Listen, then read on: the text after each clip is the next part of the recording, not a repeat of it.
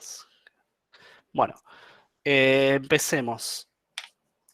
Mientras tanto yo voy a ir hablando, voy a ir presentando la materia. Me gustaría si me pueden decir dos cosas. Uno, la gente que esté cómoda, si quieren prender camaritas, a mí me hace muchísimo bien no darle clases a un montón de letritas.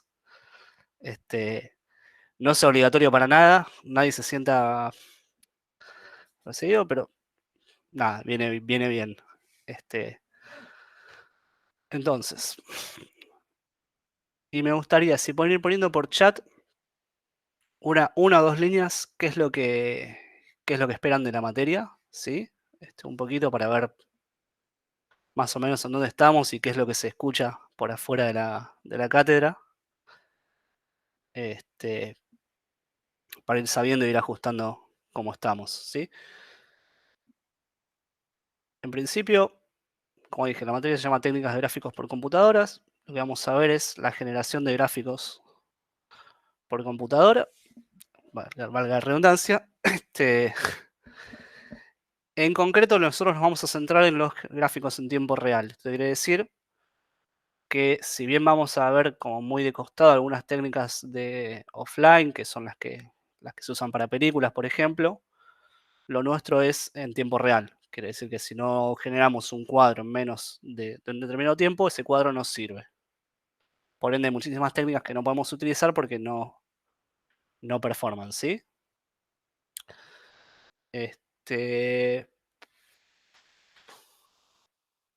Bien, así eso fue como una mini introducción. ¿Vamos a los avisos parroquiales ahora, René, o querés que los vamos después?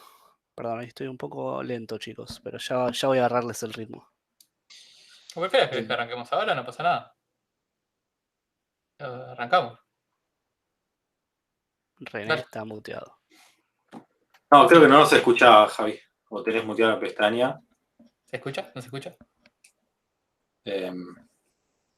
Raro. Porque creo que antes hablé, tampoco me escuchaste, no sé. Bueno. No escucho a nadie. Ah, ok. No los escucho, chicos. ¿Vos me escuchás ahora? Sí. Sí, te escucho. Está bien.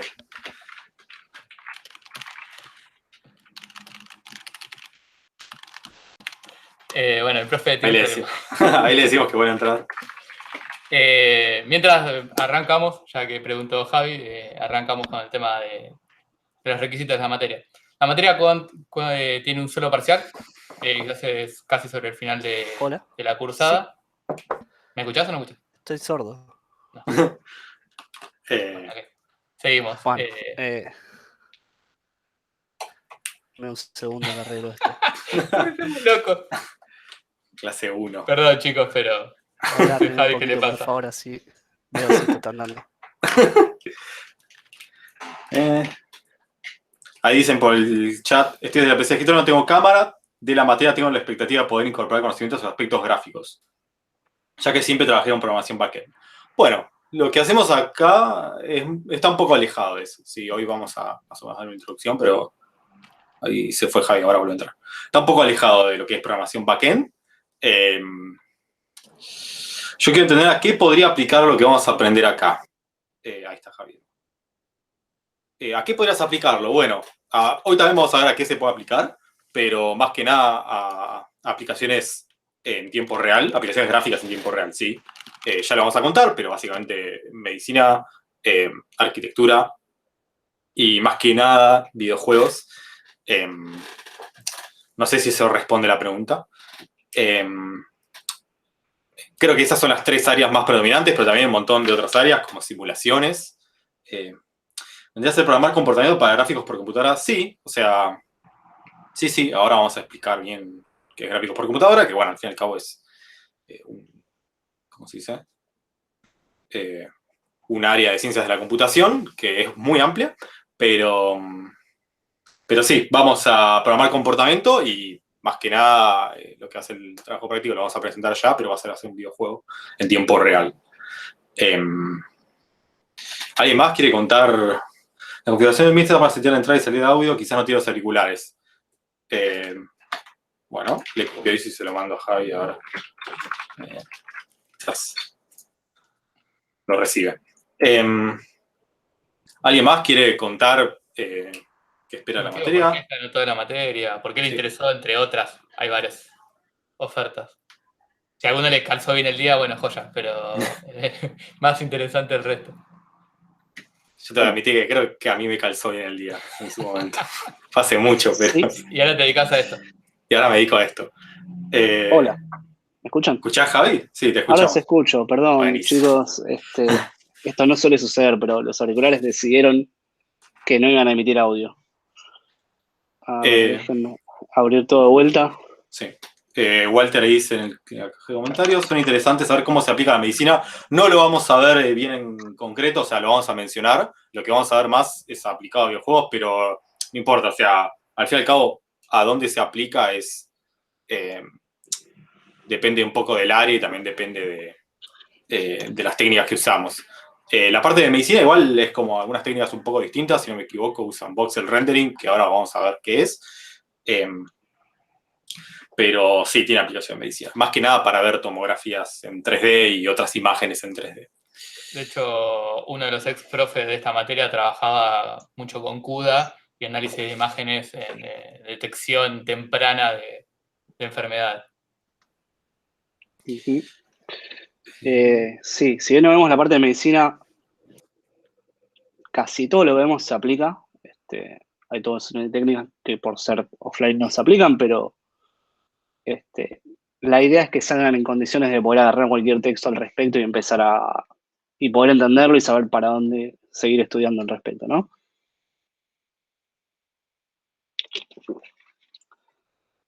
Bueno,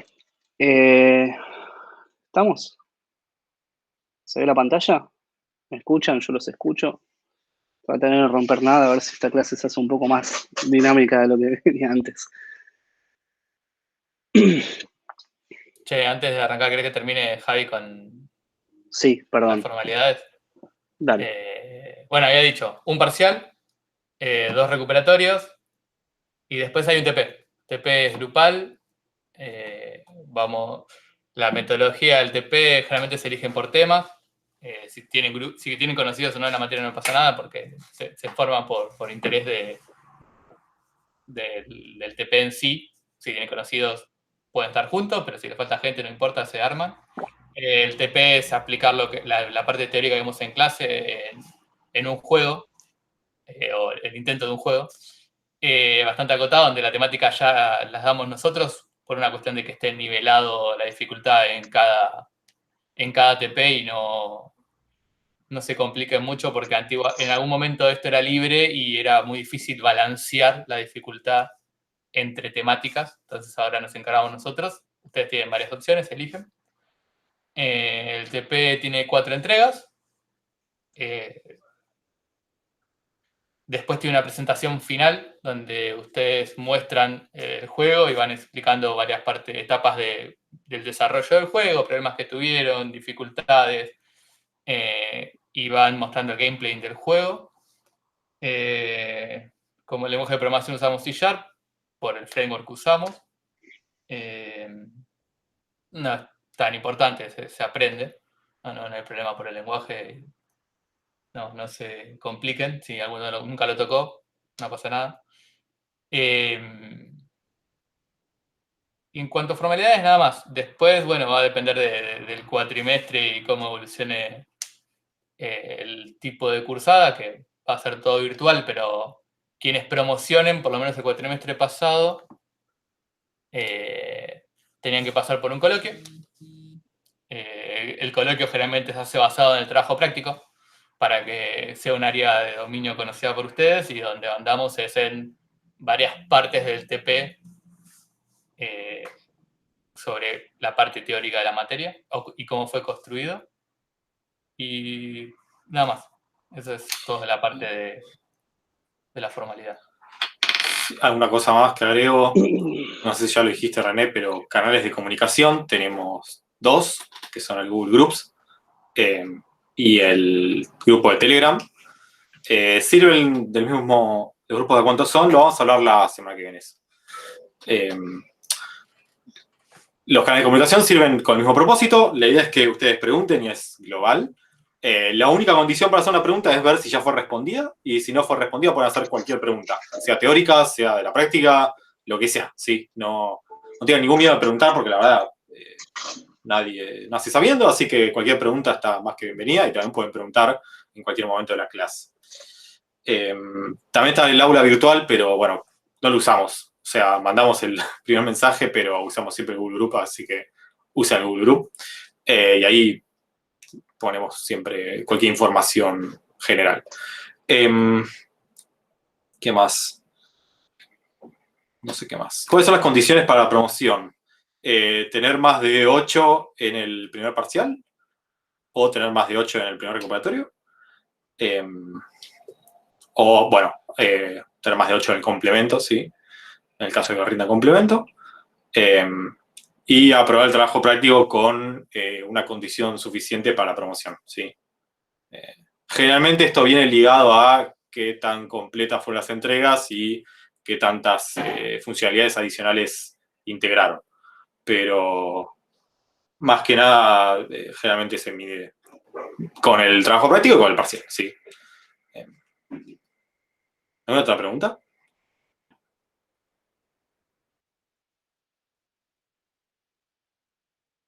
El complemento pisa la nota del primer parcial, eso lo vamos a ver cuando hablemos del primer parcial. Falta bastante. Pero probablemente sí. Pero no tome mi palabra, así que lo vamos a ver después.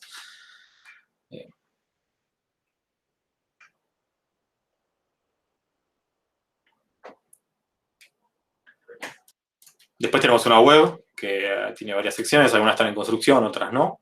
Es tgcutn.com.ar y tiene un poco la introducción de la materia y algunas cosas que quisimos redactar para que se entienda bien lo que damos. Y nada, sepan que tenemos un gran contenido matemático, pero bueno, eso ya lo va a explicar Javi. Pero es matemática de la linda, así que no se preocupen.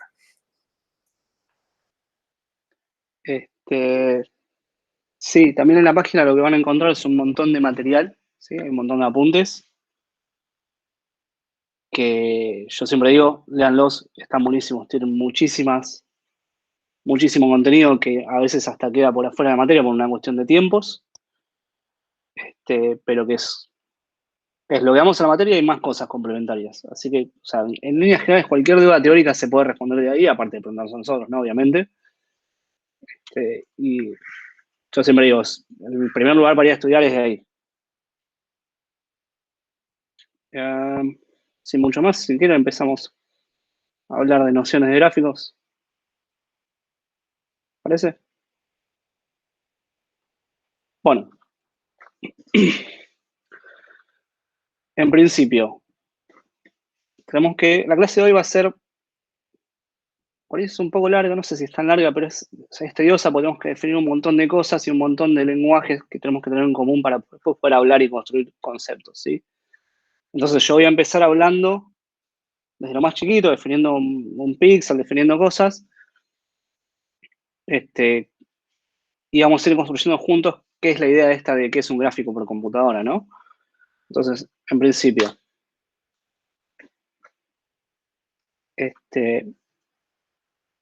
nosotros cuando hablamos de gráficos, hablamos de imágenes que se proyectan en una computadora, en una pantalla, cualquiera sea. Digo, esta pantalla es un montón de luces que pueden estar prendidas o apagadas.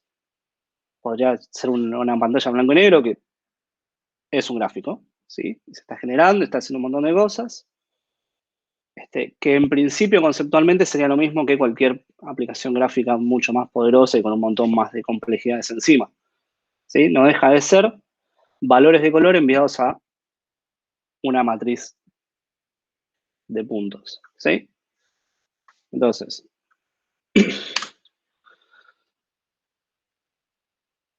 vamos por lo primero. Acá, yo cada tanto voy a ir a hacer preguntas, si alguien quiere abrir el micrófono y contestar, está perfecto. No voy a ir a buscar a nadie para que lo haga, si quieren hacerlo por chat también, pero nada, me hace más feliz si contestan y los escucho hablar.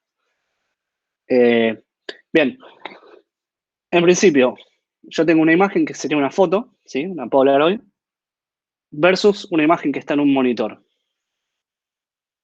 Si yo estuviera a preguntar, ok, ¿cuál es la diferencia entre estas dos imágenes? ¿Cuál se les ocurre que es, a principio? ¿Sí? Una está en un papel, impresa, sacada con una cámara, y la otra está proyectada en un monitor.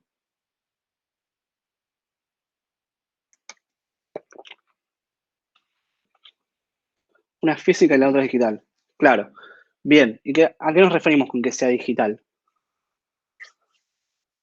La palabra más que física, Federico, que es física, es analógica, ¿sí? La foto es analógica. Es intangible. Sí, pero hay algo un poquito más fino, ¿sí? Vamos a pasar un poco. Yo tengo una imagen real, ¿sí? Es digital, pues son unos y ceros. Bien, ahora vamos a ver un poquito más de eso.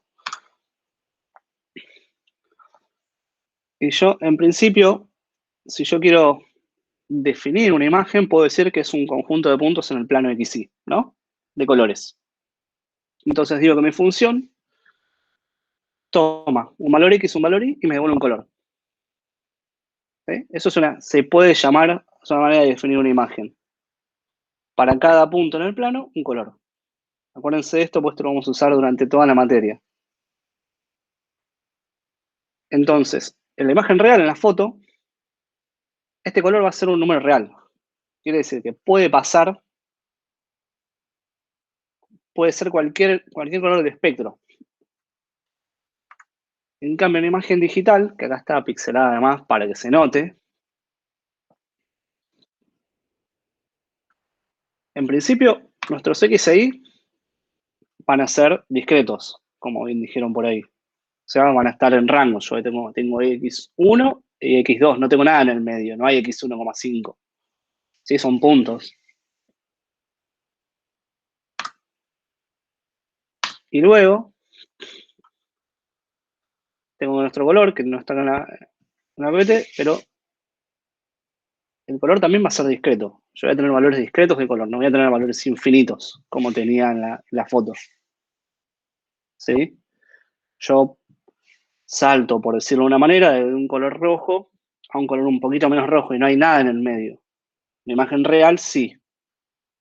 ¿Sí? Bueno, pero esto es una limitación de la computación. Las computadoras entienden números binarios, que son unos y ceros, y eventualmente esto se discretiza. No podemos tener computadoras con precisión infinita, como supongo que se habrá visto en la arquitectura. ¿Se sigue viendo eso?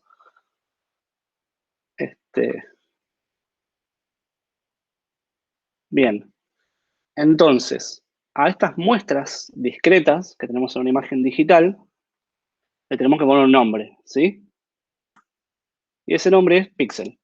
Cuando ustedes escuchan hablar de píxel, de lo que estamos hablando es a una muestra que no tiene, en principio, decimos que no tiene forma ni dimensiones, ¿sí? Ahora vamos a ver por qué. Bueno, me perdí esta carpeta, no importa. Viene siendo así la cosa. El píxel en sí es un valor de color para un punto en nuestra imagen, ¿sí? O sea, para la coordenada 3 de en X y 7 en Y va un rojo. ¿Se entiende? Un número. Por eso decimos que no tiene forma y no tiene dimensiones. ¿Mm? Cuando llega a la pantalla, cuando eventualmente se proyecta y yo lo veo, ¿sí? Porque para poder ver esta imagen la tengo que ver, toma forma. Entonces ahí tiene forma y tiene tamaño, porque el píxel de mi pantalla tiene una forma y un tamaño. Como vemos, voy a volver al principio. Si yo proyectara esta imagen de la mano en otra pantalla, los píxeles serían los mismos, los valores de color serían los mismos, ¿sí? Serían ceros y unos. Pero la forma sería distinta. Y quizás hasta el color real sería distinto, porque mi otro monitor interpretaría ese uno como otra cosa. ¿Se entiende? Entonces, una representación, la más simple de todas, Es decir, le asigno un número del 0 al 255 a una matriz y esto podría ser un dibujo, por ejemplo. Que cada uno representa un puntito en mi imagen. ¿Mm? ¿Me siguen hasta ahí? Más o menos, estoy siendo un poco... Sí. Perfecto. Sí, sí. Bien. Luego podemos hablar un poco de subpíxeles, que es... Yo hasta ahora hablé siempre de un solo valor numérico, pero en la mayoría de los modelos, nosotros lo que hacemos es tener 3 valores numéricos. ¿Sí? Uno para el rojo, uno para el azul y otro para el verde. Vamos a RGB. Entonces, la mayoría de los monitores... hay que actualizar esto para sacar los CRTs. Chicos, les noto la edad. Bueno, la mayoría de las pantallas digitales lo que tienen son subpíxeles, que es como una lucecita por cada color. Si ustedes agarran el monitor de su computadora ahora y le ponen una lupa, probablemente lleguen a ver esos subpíxeles, que se van a ver seguramente como los de abajo a la derecha. Son barritas, de hecho, son verticales, son barritas verticales. El hecho es que a nosotros al estar tan lejos al estar más lejos y ser los subpíxeles tan chicos, a nosotros nos da la sensación de que es un solo color. Pero en realidad es una combinación de distintos niveles de brillo de 3 lámparas distintas. ¿Sí? Bien. Hablemos un poco de color. Recién les dije que esto es RGB. ¿Sí? Entonces, el RGB en las pantallas es lo que se llama modelo aditivo. ¿Sí? Significa que yo parto del negro y le voy añadiendo iluminación hasta llegar al blanco. ¿Sí? Entonces, depende en qué rango le añade iluminación, van a pasar estos diferentes tonos. Puedo poner todo azul, puedo poner todo verde, puedo poner azul y verde y me va a dar un cian, ¿sí? Pero formo toda mi paleta de colores como distintas combinaciones discretas de distintos niveles de intensidad de estas luces.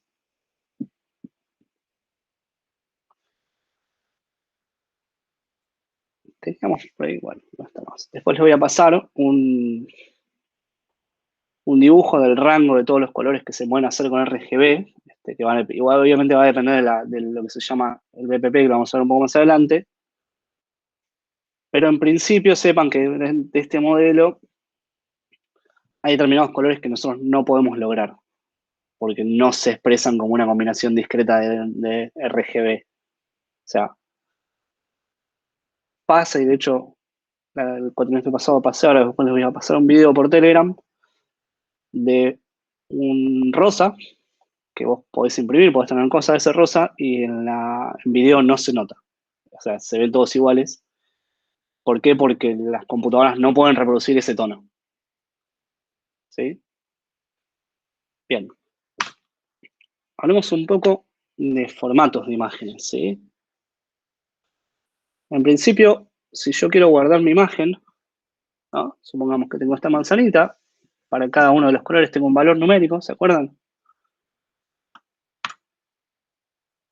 Y digo, ¿cómo lo guardo?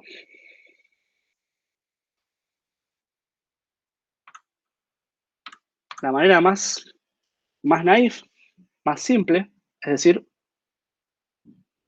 voy a hacer un mapa de bits. ¿Qué es un mapa de bits? Es una matriz de valores. Entonces, por cada punto de mi imagen, yo tengo guardado el número exacto del color que va a ir en esa imagen. ¿Sí? Hay implementaciones, de hecho, que se pueden ver en C, ustedes, si son operativos lo deben haber visto, donde no es más que son matrices con números adentro, y después agarrás, haces un loop, pintás cada píxel de un tono de gris según el número que está adentro y tenés una imagen. Eso es un bitmap. Entonces, lo que tengo es una colección de píxeles más un formato. ¿Qué es el formato? Es la cantidad de píxeles de ancho por la cantidad de píxeles de alto. Nada más que eso. Ahora entiendo rasterizar. Claro, exacto. Ahora vamos a ver un poco más de eso. Pero en principio sepan que cuando alguien habla de raster, lo que está hablando es de decir una imagen que tiene explícitamente todos sus puntos escritos como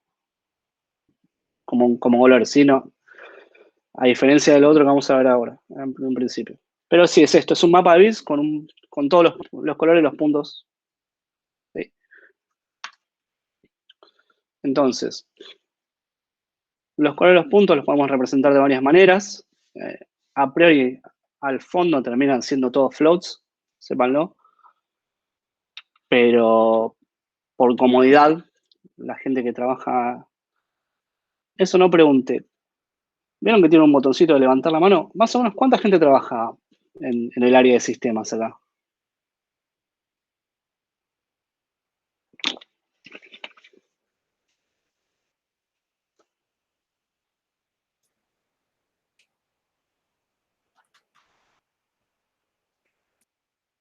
O más o menos. Alguien bajó la mano. ¿Qué sistema? ¿Qué es? Vamos a acotarlo a programar o a hacer como capaz que eso no es todo lo de sistemas, pero es la parte que se pega con nuestra materia. Aprox la mitad. Ustedes que están viendo un poco más la lista, chicos. Yo veo 11 personas, 12 quizás. Un tercio. Un tercio. Bien. Nada, la gente que programó un web, voy a tratar de frenar mis ejemplos sobre la industria, entonces, para no dejar afuera gente. La gente que programó un web lo debe haber visto, que generalmente los colores se ponen como hexadecimales, ¿sí? Como ahí en el ejemplo, FF. Pero son todas distintas formas de representar lo mismo, que es un rango entre negro y blanco. O sea, entre lo menos que puedo iluminar con esta luz y lo más que puedo iluminar con esta luz. Este color sería, ¿no? Nosotros, en líneas generales en la materia y en gráficos en general, vamos a estar trabajando con puntos flotantes, ¿sí? Nuestros rangos van a ir de 0 a 1. En principio porque las placas de video trabajan así y porque la matemática es extremadamente más fácil cuando uno puede multiplicar por 1 y ya.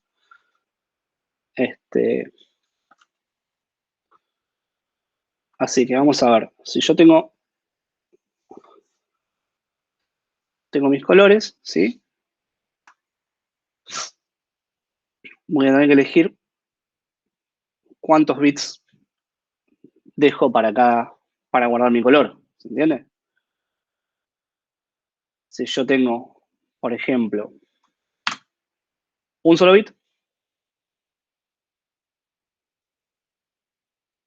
Maximiliano Barneto, perdón, ahí Maximiliano preguntó algo que es válido, que se ve un poco más adelante, pero te lo aclaro ahora.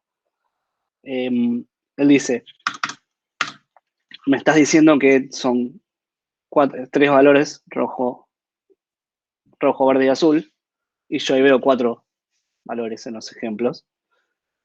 Ese cuarto valor es el alfa, que sería la transparencia.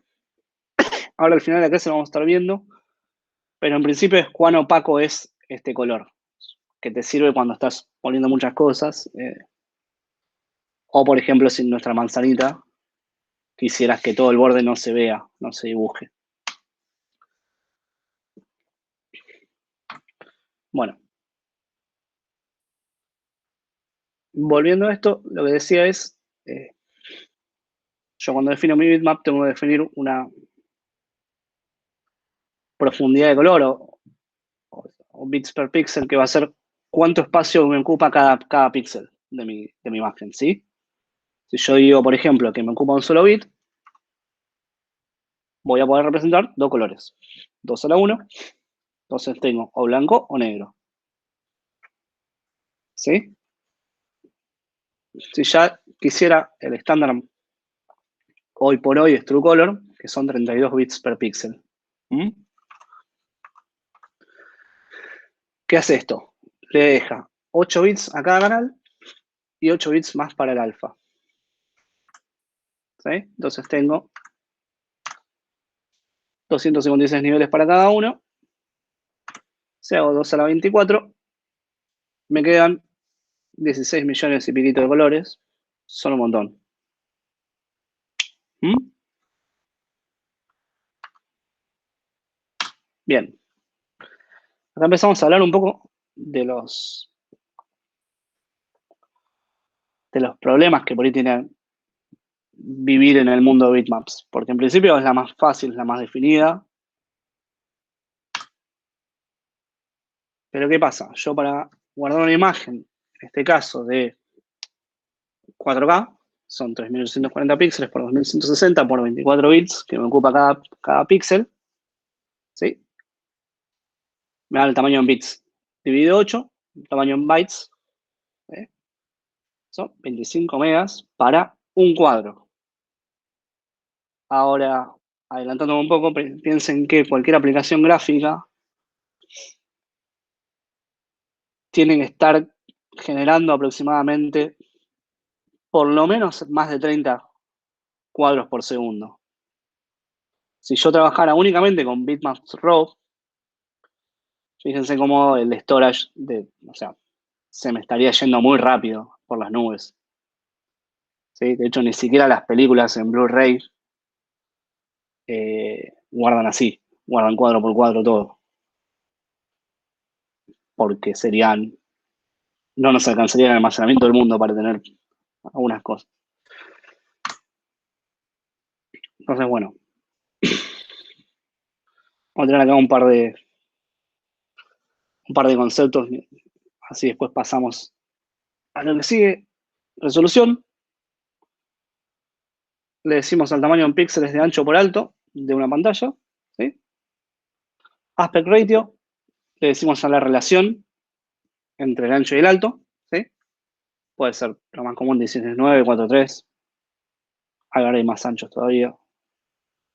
Depende del monitor que tengas, depende. O sea, las teles viejas eran 4:3, las teles nuevas son 16:9, creo. Es importante saberlo porque a la hora de dibujar nosotros muchas veces vamos a tener que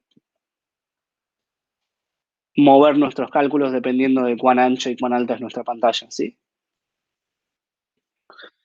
Y lo último es PPI, píxeles per inch, píxeles por pulgada, ¿sí?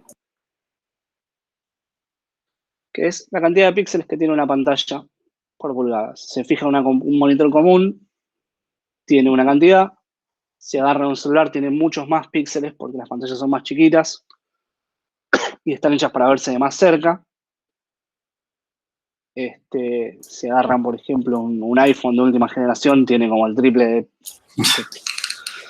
Ya tiene un nivel que se está comprobado que ningún ser humano lo va a poder ver, pero bueno, está ahí y por eso algunas cosas se ven como mucho más definidas que en otras pantallas. Ibas a decir algo, Ron. Sí, no, y el caso contrario es un televisor, ¿sí? O sea, te acercás a un televisor y vas a ver los píxeles. Nada, eso, sí, porque está hecho para verse a cierta distancia. Pero bueno, la pantalla de una PC es como la mitad entre los dos mundos, por así decirlo. Exacto. Nada, esto se usa. Hay determinadas aplicaciones en las cuales yo, por ejemplo, necesito saber que mi gráfico va a ser siempre el mismo tamaño, entonces tengo que entender el PPI de mi pantalla, porque si yo dibujo, no sé, 50 píxeles en un monitor va a tener un tamaño, en un monitor con más PPI va a tener otro tamaño y se empieza a ser extraño. Entonces vos tenés que multiplicar por eso. Ahí preguntan en el chat qué diferencia hay entre PPI y DPI. DPI se usa para lo que es impresión, ¿sí? Impresión más que nada en papel o más que nada en impresoras. Sí, DPI porque es dots per inch y PPI es points per inch. Es lo mismo, solo que una cosa es aplicada a pantallas y otra cosa es aplicada a papel, sí. PPI es píxeles. Perdón, píxeles per inch. Claro, lo que dijo Ronald, porque en la pantalla tenemos píxeles y en la impresión tenemos puntos. La impresora pone puntitos. Es intercambiable, en principio.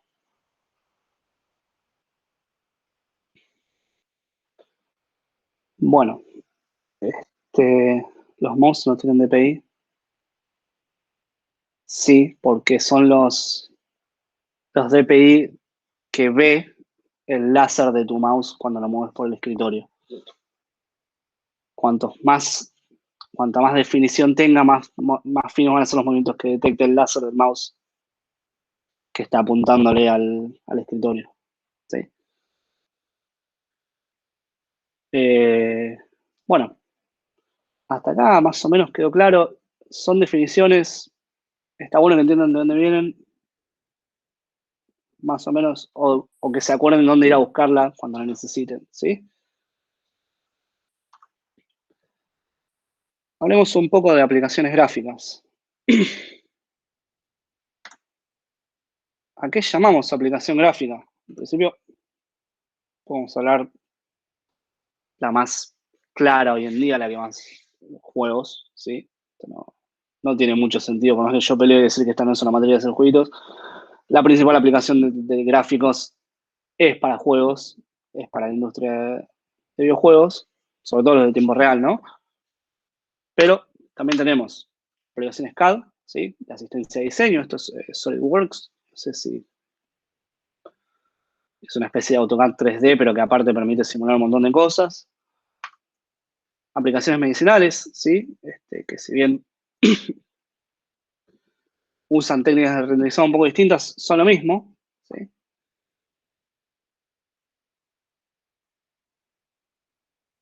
Hay juegos que no usan gráficas en tiempo real. Sí. Sí,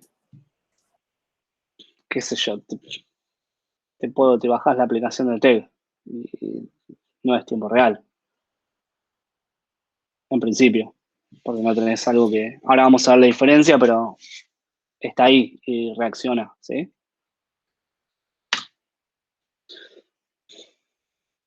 Volviendo, esto si bien no es una aplicación gráfica per se, cada vez hay más aplicaciones de gráficos en tiempo real a cosas que antes no lo eran. La gente que trabaja en web sabrá que se puede aplicar un montón de transformaciones y animaciones en 3D directamente desde el CSS. Pero bueno, no es esto en particular, no es el foco de la materia, solo nombrarlo. Sepan que aun cuando después no se dediquen a gráficos, va a haber algunos conceptos de acá que les van a sonar y les van a servir, ¿sí? Y ahora, vamos. Real Time Interactive Systems, que es el foco de nuestra materia, ¿sí? Son aplicaciones en tiempo real interactivas. Entonces, generalmente tienen una utilización intensiva, porque están andando a la mayor velocidad que pueden. No es que una aplicación que no es de tiempo real, generalmente no va a consumir todos los recursos que pueda, va a estar ahí esperando algún comando. Va a procesar, cuando termina, listo. ¿Sí? Las aplicaciones gráficas en tiempo real, no. Están siempre usando todo lo... Quizás no, pero generalmente están usando todo el CPU que pueden. ¿Sí? Tienen una mayor interactividad porque la definición de tiempo real de libro es que es un sistema que responde en un determinado tiempo, ¿sí? Fijo. O sea, que tiene un constraint. Uy, chicos. Una restricción de tiempo para responder, y si tarda más de eso ya no sirve la respuesta de mi sistema en tiempo real, ¿sí? Piensen de vuelta en una aplicación gráfica. Si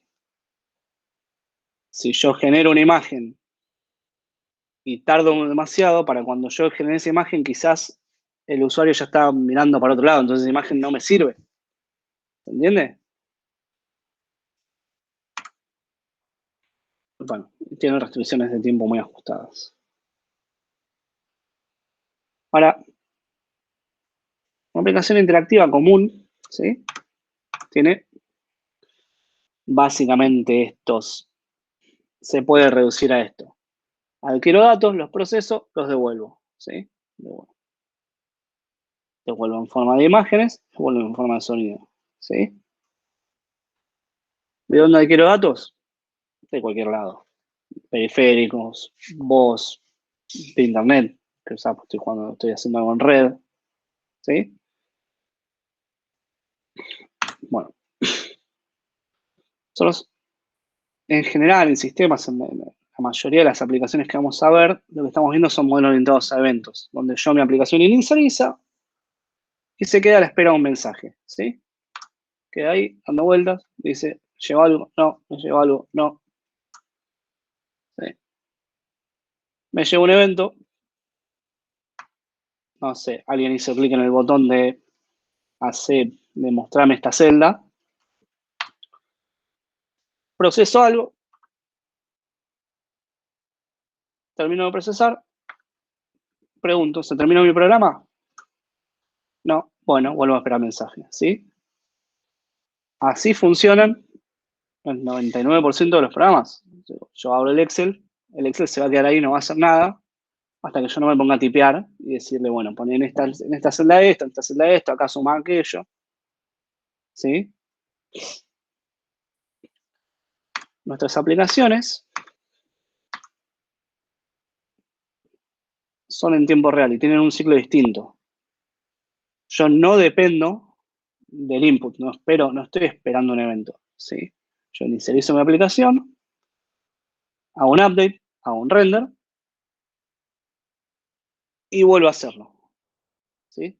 Y se ven acá, esto no tiene ningún tipo de intervención del usuario una vez que arrancó. La aplicación gráfica va a estar funcionando, va a estar haciendo cosas, aún sin que haya un evento de parte del usuario. ¿Sí? Ya lo van a ver, este ciclo, así como lo están viendo, se traduce derecho a código. Hay un método init, hay un método update y un método render. Y lo llamamos en loop, una y otra vez. Update, render, update, render, update. ¿Se entiende la diferencia entre el tiempo real y orientado a eventos?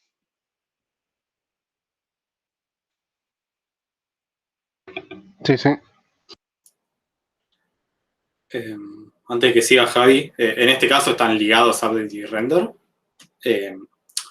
Para poner un poquito más, update es básicamente actualizar la lógica y render es básicamente dibujar todo lo que haya que dibujarse. Como que hay sistemas que, bueno, que no son, o sea, son aplicaciones en tiempo real, pero no son aplicaciones gráficas en tiempo real, que básicamente es esto, pero sí en render. Y hay muchos tipos de loops como estos que vemos acá. Este es el más básico, llamo up, después llamo render. Hay otros tipos, por ejemplo, en algunos que el update y el render están desacoplados, pero sigue siendo aplicación en tiempo real porque todo el tiempo estamos procesando cosas, pero, no sé, qué sé yo, las aplicaciones reales más modernas, en vez de actualizar la lógica del juego y después dibujar, separan esas cosas mucho más para que no se pisen y no se afecten entre sí, cosas lógicas con cosas gráficas. Pero al fin y al cabo sigue siendo dar vueltas y todo el tiempo procesar cosas. No importa, no estamos esperando lo que haga la persona que usa nuestra aplicación. Claro. Piensen, como dijo Renan, este es el modelo más básico de todos, que nos sirve para ejemplificar la idea. En principio, tanto el update como el render pueden correr o no en un loop. Y eso después vamos a ir viendo diferentes estrategias por qué querríamos hacerlo, ¿sí? No. Bien. Si venimos hasta acá, una vez que tenemos nosotros más o menos la idea, tenemos nuestra aplicacióncita, tenemos que empezar a hablar, decir, bueno, ok, ¿cómo comunico con el hardware, con el monitor? Y le digo, dibuja algo, ¿sí? ¿Qué es ese algo? ¿Cómo lo hago? En principio nosotros esto lo vamos a hacer a través de lo que se conoce como primitivas gráficas de salida, ¿sí? Yo le puedo decir, en una versión súper básica, una computadora que tiene gráficos, ¿sí? Le digo, dibujamos un punto en estas coordenadas, entonces le mando el punto y las coordenadas y el driver se encarga de alguna manera mágica que ahora en la siguiente PPT en la siguiente diapositiva vamos a ver, convertirlo en datos para el monitor. Le puedo decir, dibujamos una línea, le paso los parámetros de la línea y lo dibuja. Puedo decir dibujar un polígono. Dibujó una polilínea, que es básicamente un conjunto de líneas, no tiene más ciencia que eso. Entonces, a priori yo podría hacer gráficos más complejos construidos a partir de estas simples primitivas gráficas, ¿no? Entonces, en vez de guardarme un bitmap con un cuadrado y un par de cosas, si mis gráficos son sencillos, yo simplemente puedo guardarme los datos de estas primitivas y la vida es un poco más fácil y ocupa menos espacio en disco.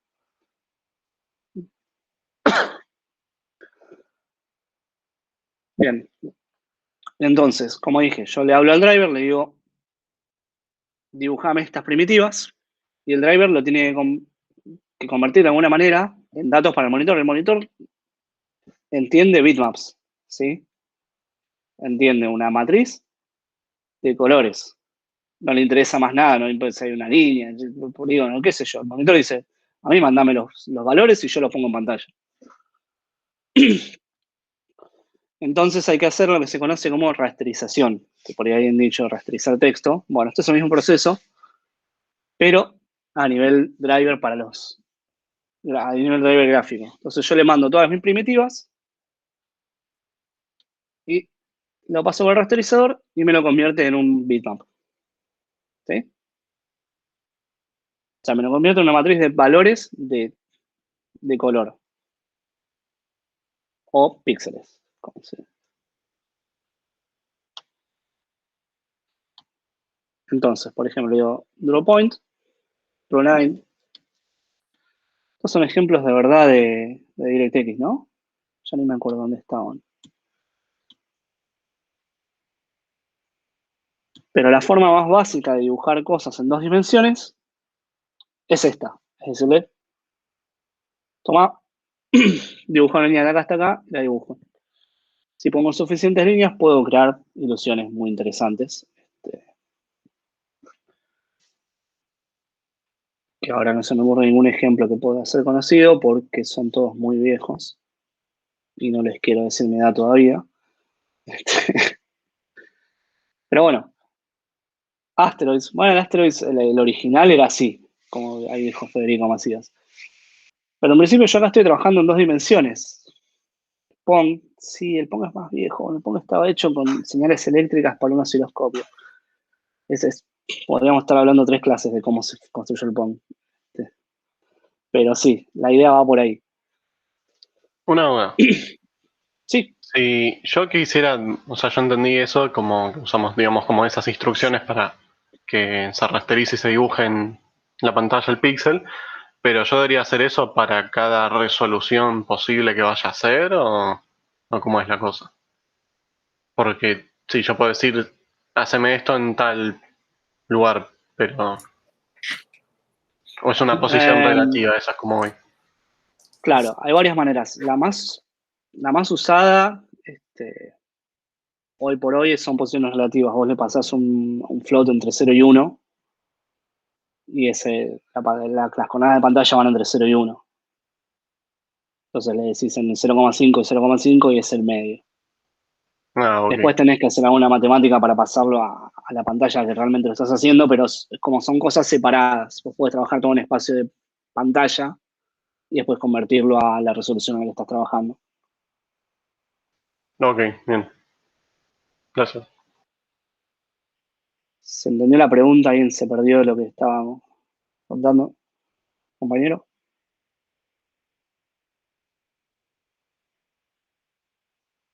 Bueno, siguiendo un poco. Ahora, yo quiero trabajar en 3 dimensiones porque la verdad es que esto está muy lindo, pero queda plano. Entonces digo, 3D. En principio, como estoy hablando en 3 dimensiones, tengo que agregarle una coordenada más, que es el Z, que sería la profundidad. ¿Sí? Entonces paso todos mis puntos. Antes trabajaba con puntos en una pantalla. Y ahora de pronto estoy trabajando con puntos en el espacio. La manera más naif, por decirlo de alguna manera, de organizar es agarrar y decir, bueno, ok, agarro el concepto de bitmap y lo extiendo a 3 dimensiones. Y digo, mis modelos en 3 dimensiones se conforman de un montón de puntos. ¿Sí? Entonces te quedaría una cosa así. Lo que estoy diciendo acá es que con una colección de puntos, cada uno tiene un X y un Z. Se los mando a algún, vamos a poner por ahora, rasterizador 3D, ¿sí? Y el tipo sabe cómo hacer la matemática para que esto se vea desde este lugar, desde este ángulo de cámara, qué sé yo. Y qué color tiene que pintar esos puntos. Y voilà, tengo mi nube ahí, cosa rara. Ahora, ¿se les ocurre que esto puede ser la solución a hacer gráficos un poquito más complejos? Spoiler, no, ni a palos. Si vos tenés que tener una colección de todos los puntos de cada cosa que quieras dibujar en la pantalla, no te alcanzan las computadoras de ningún data center para hacerlo. En la próxima decimos, bueno, en vez de puntos, puedo hacer cubos. Y estos cubos se los conoce como voxels. Y digo, tengo mis cubitos ahí. Entonces yo lo que, en vez de puntos, ya empiezan a ocupar un lugar en el espacio, porque el punto es, en teoría, matemática, no ocupa lugar. ¿Sí? Entonces está como... Esto ya tiene volumen, ya tiene otra cosa. Y cuanto más le voy agregando, más va quedando. Esta imagen de acá, la última, también está hecha con voxels. Lo que pasa es que tiene una cantidad de cubitos que uno a simple vista no llega a distinguirlos, ¿sí?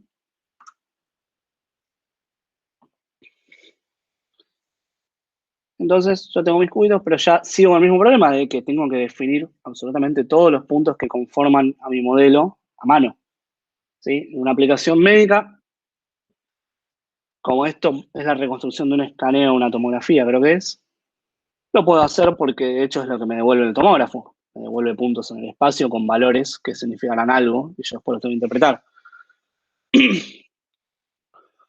Ahora, puedo ser un poco más inteligente y decir, che,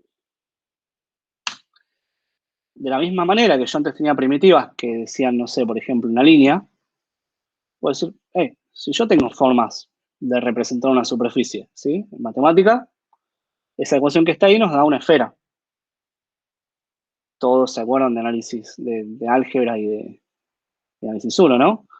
Ahora entendido, apenas vieron que era. Entonces, yo lo que puedo hacer es decirle, guardarme el centro de esta esfera y el radio, y en vez de tener que guardar todos los cubitos de mi esfera, tengo que guardar 2 números, 3, en realidad, un X, un Y, un Z y el radio, 4. Ya empezó a decir, epa, esto hay una diferencia importante. ¿Mm?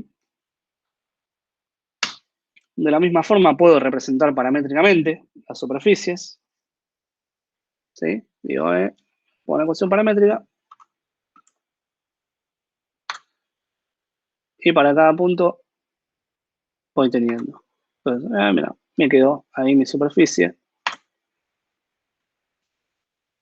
Todo muy bonito. Estos tienen el nombre de NURBS, ¿sí? Non-Uniform Reticulate, nunca me acuerdo el nombre.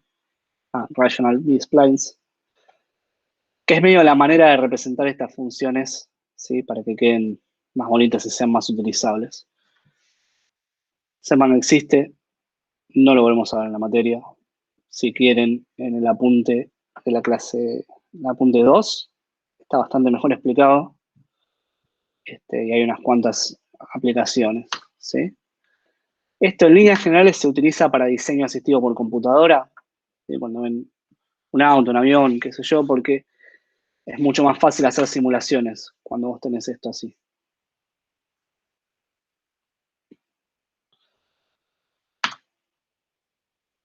Esto nos lleva a el próximo modelo que vamos a ver, que es el Silicon Graphics Model, ¿sí? Es un modelo desarrollado por la empresa Silicon Graphics y que hoy por hoy es más o menos el estándar y de hecho es el estándar que usamos en la materia. ¿Sí? Que dice, ok, defino mis modelos como un mesh, ¿sí? De puntos. Se lo voy a para el video y los renderizo. ¿Sí? Las placas de video todas implementan SGI. Creo que no hay ninguna que no lo implemente. O que trabaje con otra cosa. Justo ahora hay una de las famosas RTX. Trabajan con Ray Tracing, pero también trabajan con el SGI. O sea, en principio, el SGI nos va a plantear una primitiva, ¿sí? Que es un triángulo. ¿Sí? Tiene 3 vértices con sus coordenadas cada uno y es nuestro triángulo. ¿Por qué un triángulo? Por un montón de razones. En principio porque es la forma geométrica más sencilla de hacer en un plano. ¿Sí? Yo puedo componer cualquier otra forma geométrica a partir de triángulos. El triángulo solo lo puedo dividir en otros triángulos. Porque es la forma más grande que yo puedo tener en la cual me aseguro que todos los puntos estén en el mismo plano. ¿Sí? Si ustedes se acuerdan, esto no me acuerdo en alguna de las matemáticas sea, pero los puntos de un triángulo siempre son coplanares. Y puedo determinar el plano al que pertenecen. Bastante sencilla. Y otro montón de razones que escapan a este momento, pero en principio sepan que todos nuestros modelos en 3 dimensiones, cuando vayamos a renderizar, van a estar compuestos de triángulos, ¿sí? Así como teníamos este muchacho acá, está compuesto de triángulos. Acá no se ve porque el mesh no está del todo reticulado, pero son todos triangulitos, uno al lado del otro. Taca, taca, taca. Entonces, ¿cómo guardo mi triángulo? Tengo una clase vértice que tiene las coordenadas X y Z, una clase triángulo que tiene 3 vértices, A, B y C. ¿Sí? 9 floats. Fíjense que acá no hay más ciencia que esto. O sea, esto lo podría agarrar, programarlo con lo que vamos a ver en la clase que viene y ya tienen un motor 3D primitivo. Va a andar lentísimo, pero se puede hacer. De hecho, tenemos alguna aplicación por ahí que lo hace. ¿Sí? Bueno, como les decía, son coplanares. Puedo construir otras formas. ¿Sí? Quiero un rectángulo, pongo 2 triángulos.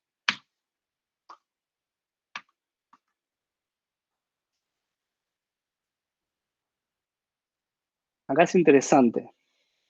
Fíjense, ¿cuántos vértices tiene un cuadrado? 4. Pero guardando de esta manera, yo me estoy obligando a guardar 2 vértices más. ¿Sí? Porque los triángulos no saben a priori que comparten un vértice. Eso lo sé yo que estoy armando el modelo. Pero en principio son cosas separadas por más que el valor sea el mismo. ¿Sí? Esto es importante tener el concepto bien ahí de saber que aunque coincidan, son 2 valores distintos. Después podemos optimizar y guardarlos de distintas maneras para que los que coincidan no guardarlos 2 veces en una representación. Pero conceptualmente son distintos. Son el vértice del triángulo A y el vértice del triángulo B. ¿Sí? Bien. Entonces, si quisiera construir un cubo, agarro 4 cuadrados, agarro 6 cuadrados, los pongo. Y tengo mi cubito 3D. Hermoso. 108 floats para tener un cubo. Imagínense la cantidad de floats que tienen algunos de los modelos que pueden ver en cualquier aplicación gráfica. Medio pelo, ni siquiera digo alguna de las más importantes. Bien. De la misma manera que armé mi cubo, puedo armar un cilindro, puedo armar una esfera, puedo armar una tetera.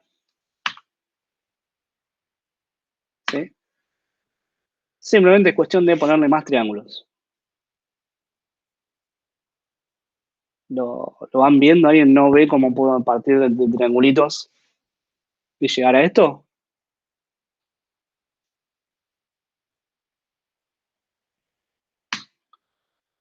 Voy a asumir que sí. Sí, yo creo que en el ejemplo del cilindro se veía bastante bien, no sé. Claro. Sí, el cilindro y la esfera tienen algo en particular que es, nosotros acá en gráficos no tenemos curvas reales a priori, ¿sí? Con este modelo.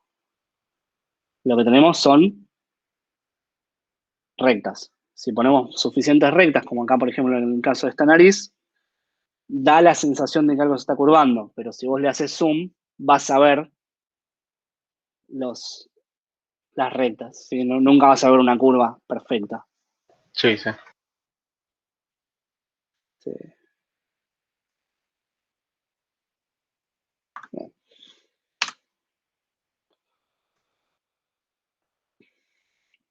Entonces, como yo un triángulo solo no me sirven a priori, Matías Coto dice, ¿por qué la mayoría de los modelos se ven cuadrados en vez de triángulos? Esa es una gran pregunta. Es una cuestión de representación, ¿no? Nunca terminé de entender bien por qué la gente que renderiza wireframes lo hace más con cuadrados que con triángulos. Capaz que Ronan tiene alguna respuesta ahí. Yo tampoco tengo la respuesta. Estoy ingresando en el mundo del modelado, así que me choco bastante con eso. Pero, por ejemplo, si ves el modelo que estamos viendo acá, que es una cara, si te fijas en el cuello, si bien está representado con, ¿cómo se dice? Con quads, en el cuello ves que hay una subdivisión. Sí, en este caso se ve triangular las sombras porque está hecho así, pero al menos en este modelo se ve que hay una división. No es que son todos hechos de cuadrados. Está la Perdón, subdivisión, solo que no se representa así. yo trabajo en 3D, hago un montón de cosas en 3D. Digo, Perfecto. no es que sepa por qué técnicamente, digo, pero yo modelo un montón de cosas. Más que nada es por el suavizado que después queda cuando vos tenés triángulos. Al no tener todos en quads, siempre hay que buscar que los llaman edge loops, por ejemplo, los bordes de.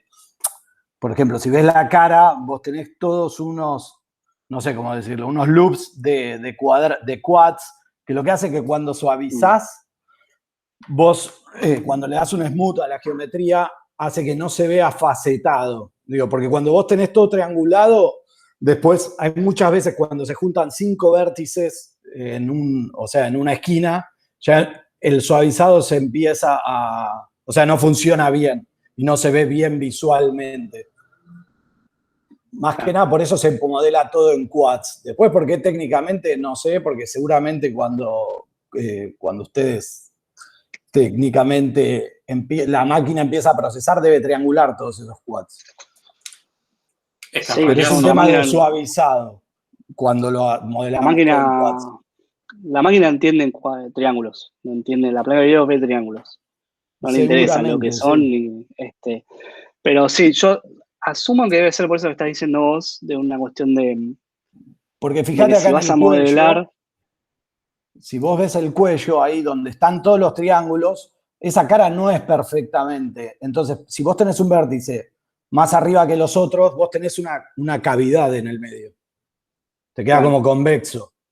Al no tener sí, triángulos, es un plano recto y el suavizado es mucho más perfecto. genial. Y supongo que se puede subdividir más fácil también. O creo que en modelado También, 3D las subdivisiones se hacen por quads, no por triángulos, ¿no? exactamente. Buenísimo. Genial tu aporte. Nosotros no venimos del mundo del modelado, así que nos viene re bien eso.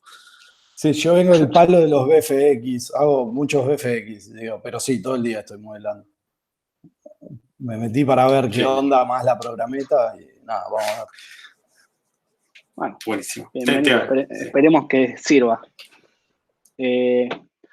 Bueno, entonces, cuando nosotros hablamos de un modelo, ¿sí? Yo hasta ahora siempre dije modelo, lo que estamos hablando es de un mesh, ¿sí? O una malla. nosotros le decimos que nuestro conjunto de triángulos se llama mesh, como si fuera una malla metálica doblada así de manera que quede. Esa es la abstracción, no siempre en algún punto se rompe, pero la metáfora es esa. ¿Sí? Entonces este mesh lo que va a tener es una textura, puede o no, pero en principio la tenemos texturada, n triángulos, que va a depender de la complejidad, ¿sí? Y cada triángulo va a tener una posición, cada triángulo va a tener sus 3 vértices, y sus vértices van a tener la posición, una coordenada de textura, ¿sí? Por ahora, quédense con la idea de que es un lugar en la textura, después la clase 4 creo que lo vemos un poquito mejor, 4 o 5. Un vector normal, que es un vector normal a la superficie del triángulo, pero se guarda por vértice, ya vamos a ver por qué, y un color, ¿sí? En principio estas son las partes más comunes de un vértice. No hace falta ninguna, lo único que falta para declarar un vértice es la posición. Las otras son opcionales y son bastante comunes, ¿sí? Entonces, digo que mi malla tiene una textura y defino unas coordenadas de textura que le estoy diciendo básicamente a mi triángulo qué parte de la textura es la que le corresponde, ¿sí? Esto lo vamos a ver toda una clase entera de texturas, no se maten por ahora, pero en principio piensen que la coordenada de textura es como decirle de dónde ir a buscar en una textura que tengo aparte, ¿sí? Después puedo ponerle colores al vértice, entonces mi triángulo va a tener estos colores así, porque en este caso es RGB, como no. Tengo un vector normal que, como les dije, es normal, o sea, perpendicular a la superficie, al plano del triángulo, ¿sí? En principio, que sirve para hacer un montón de cálculos. El más común es la iluminación, porque si yo sé para dónde está apuntando mi triángulo, puedo saber cómo le está pegando la luz, o simular cómo le estaría pegando la luz, ¿sí? Y se utiliza para un montón más de cosas, pero en principio quédense con eso, es la perpendicular al plano del triángulo. Bien. Entonces, yo tengo mis meshes definidos por el modelo de Silicon Graphics. Y ahora tengo dos tipos de renderizado. El offline y el real time. Como ya debo haber dicho unas 15 veces en esta clase, en la materia vamos a ver real time. Pero vamos a contar un poquito de lo que es offline, ¿sí? Offline es lo que se usa para las películas. Más que nada, hay alguna que otra aplicación, por ejemplo, en el CAD, cuando le dan render para hacer una presentación, eso es offline también, ¿sí? Las películas tienen 25 FPS, ¿sí? Ustedes van al cine y van a ver 25 cuadros por segundo, depende, pero normalmente son esos. Y estos se generan en granja de servidores. Esta es la granja de servidores de Pixar, por ejemplo, ¿sí? La que se usó para Toy Story. Y Toy Story tiene 100.000 renders. Cada cuadro les tomaba entre 2 y 5 horas de renderizar. ¿Sí? Total, la película tardó 800.000 horas. Entonces, imagínense que esto para algo interactivo no sirve. Sirve para cuando yo estoy haciendo cosas como una película, con algo que no me interesa lo que tarde, sino que quiero un resultado mejor. Lo dejo ahí procesando, vengo la semana que viene y me fijo cómo quedó. Está buenísimo porque me deja aplicar técnicas mucho muy caras, o cosas que que por ello sé que puedo calcular la luz píxel por píxel y a un extremo impresionante, porque sé que no tengo nadie que me corra, ¿sí? En cambio, en real time, disculpen un segundo, tengo que hacer una pausa, ¿sí? ¿Me dan 2 minutos que ya vengo? ¿Querés seguir vos, Ronan? Dale, ¿querés que muestre un modelo 3D, por ejemplo? Dale, ¿tenés algo ahí? Sí, sí. Disculpen, voy a presentar mi pantalla.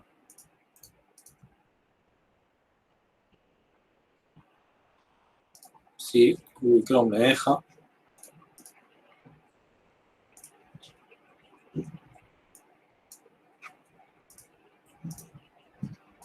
Bien, no sé si se ve ahora.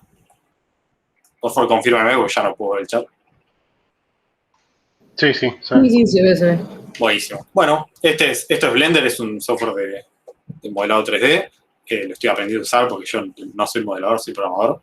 Y la idea es que no lo usen porque la idea de la materia es trabajar ya sobre recursos que ya tenemos, o al menos recursos que no son modelos. Los modelos ya deberían venir para hacer los TPs. Pero bueno, acá es básicamente un software de modelado que es Blender, y acá creé una esfera, y lo que le puse es básicamente que la subdivida en triángulos. Y acá, si observan, pueden ver que primero está hecha de triángulos, y segundo que, al menos en lo que es bordes, no son bordes redondeados al 100%, son bordes, están mentidos, o sea, están interpolados por puntos, y mientras más cantidad de puntos pongamos, mejor, porque eso va a dar más definición, y se va a notar menos que esto es un modelo, y se va a notar más que es una esfera. Pero bueno, ¿qué desventaja imaginan que tiene tener más vértices? ¿Se les ocurre? Más laburo. Bueno, sí, dicho así, más laburo ¿para quién, no? Porque hay que pensar quién tiene que trabajar para mostrar estas cosas en la pantalla. En algún punto es la placa de video, y también esto consume más memoria a nivel RAM, ¿sí? A nivel, perdón, VRAM. VRAM es la RAM de la placa de video. Cuando nosotros tenemos un modelo y se lo enviamos a la placa de video, generalmente o se lo enviamos en el momento o lo podemos preenviar y ya la placa de video lo tiene ahí agarrado, por así decirlo, y estamos ocupando memoria VRAM, ¿sí? Entonces, si esto tiene, no sé, una cantidad enorme de polígonos,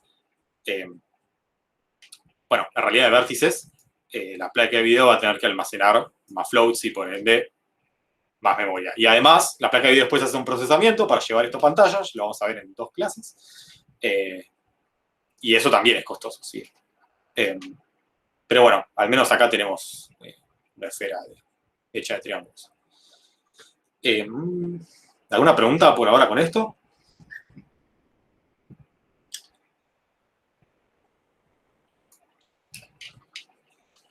Al procesador. Bueno, y una cosa más que les iba a mostrar es que, como bien dijo Javi, podemos optimizar esto, y en vez de que cada triángulo tenga la definición de 3 vértices, compartimos los vértices por triángulo, ¿sí? Por ejemplo, acá tenemos este vértice, lo voy a mover, y fíjense que mueve absolutamente todos los triángulos que afecta, no solo uno de los 6 triángulos, sino que mueve todos, ¿sí? Y eso es una optimización que tenemos. Si después necesitamos operaciones más complicadas, podemos subdividir esto. Y también Blender tiene algo que está bueno, que es la forma de ver normales. Estas son normales, ¿sí? No sé si recuerdan Análisis 2, que toda superficie tiene normal. Acá, como es una superficie discreta, la normal como que la tenemos que inventar, por así decirlo. Y en este caso, fíjense que cada vértice tiene su normal independiente a los vértices aledaños. Por ejemplo, si bien este triángulo apunta para un lado, nosotros ponemos normales en cada uno de sus vértices salientes a la esfera, en este caso. Esto está bueno porque nos deja mentir geometría, y en algunos casos se usa, como dijo Javi, para iluminación, así que está bueno. Bueno, voy a dejar de compartir, te dejo a vos, Javi, ¿no? ¿Alguien tiene una pregunta con esto antes? Este es el modelo más básico que hay por ahí. O el cubo es el modelo más básico. Bueno, voy a dejar de compartir. A ver si, Javi.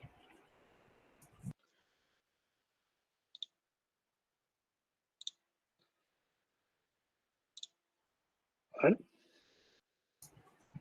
Ahí se ve. ¿Ahí se ve? Sí, sí. Perfecto. Bueno, hemos terminado con offline. Empezamos con real time. Ejemplos de lo que es real time. Bueno, Blender recién era un ejemplo de una aplicación gráfica en real time. Sí, porque Roland estaba haciendo cambios y la aplicación estaba respondiendo interactivamente. ¿Sí? Juegos, porque juegos.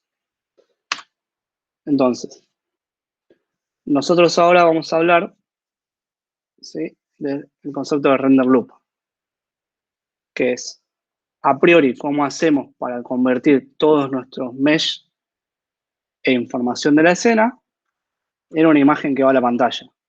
¿Sí? Porque yo no le puedo mandar como dije hace un rato, el monitor entiende bitmaps. Si yo le mando triángulos, me va a decir, no, amigo, no sé qué hacer con tu triángulo, fíjate vos. Entonces, de alguna manera, te va a hacer todo esto, ¿no? A ese proceso le decimos render loop, que consiste de un update y de un render. ¿Mm? El update es actualizar la lógica, ¿sí?, de mi aplicación. Quiere decir, si yo tengo algo que se está moviendo, moverlo. Si tengo que calcular alguna colisión, calcular la colisión. Si tengo que calcular algún efecto, calcularlo. ¿Sí? Y el render es agarrar el estado de mi modelo y dibujarlo. ¿Entiendes? Esto podría ser lo mismo, pero teóricamente y conceptualmente es diferente. Porque uno simplemente agarra, lee el estado y lo traduce en píxeles. Y el otro es el que ejecuta lo que sería la lógica de mi aplicación gráfica. Sea cual sea esa lógica, ¿no? Supongamos que sea en este juego que estamos ahí, que es el Quake. Computar si mi disparo le pegó a algo, si me están disparando, si tengo vida, si estoy chocando con una pared. En cambio, el render siempre agarra estos triángulos y los dibuja.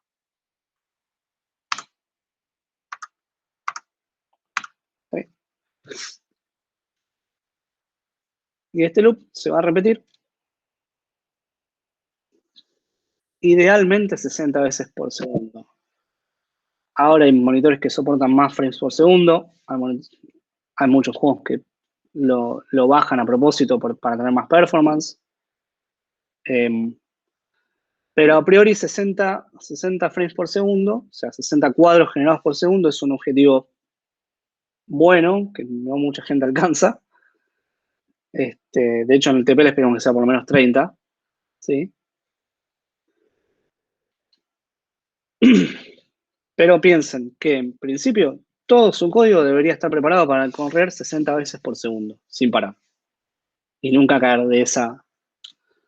Lo cual hace que muchísimas cosas que normalmente haríamos en otros rubros de la programación no podamos hacerlas.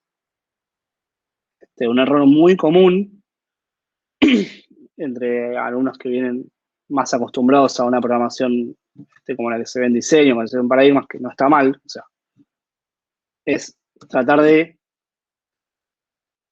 inicializar objetos en el render loop. ¿Sí? Entonces yo, por ejemplo, tengo mis objetos de tipo bala y yo pretendo, al principio de este while, hacer 200 new de las 200 balas que por ahí están flotando en mi juego. Y eso va a hacer que la performance se arrastre, ¿sí? Y que varíe muchísimo. Entonces la percepción es que algo está mal, muy mal. ¿Sí? Hay otras técnicas de optimización que ya vamos a ir viendo, pero piensen que todo lo que se puede hacer afuera de este loop se tiene que hacer afuera de este loop para que vaya lo más rápido posible. ¿Sí? Bien. ¿Hasta acá alguna duda? El render, de vuelta. Si están medio perdidos, no tengan miedo. Toda la materia trata de lo que pasa acá dentro de este render loop y de los trucos que usamos. Pero a priori deberían irse con la idea de para qué sirve y por qué lo queremos. ¿Sí? ¿Ahí tienen alguna consulta, alguna duda? Algo que no se haya entendido, que quieran que volvamos a explicar.